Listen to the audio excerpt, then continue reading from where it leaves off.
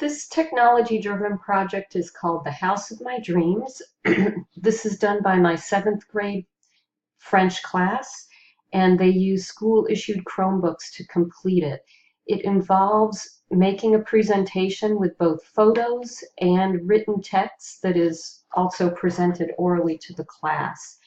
They're given very specific instructions and a timeline, as well as a rubric, so that we're already incorporating the self-assessment, which the text points out on page 116 is so important to an effective formative assignment.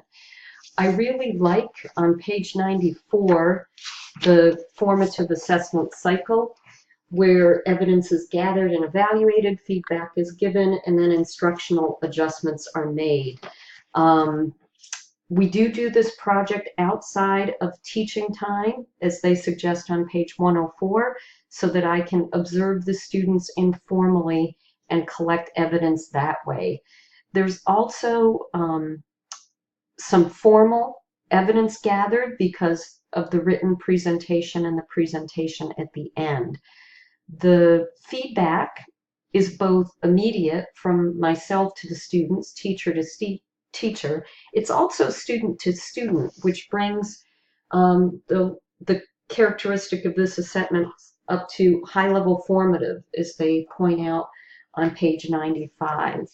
I also prefer to spread this assignment out over several days with specific checkpoints. As the text points out, you need specific checkpoints to verify student work and provide them feedback in order to make it truly formative. So that gives both oral and then also written feedback to the students. You can see in this particular student's presentation, I've given her some written feedback over here, right in the body of her presentation itself.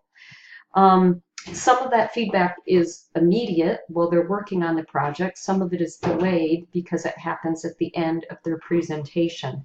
However, even the delayed feedback can be used on the unit test and then eventually at the proficiency exam at the end of the year.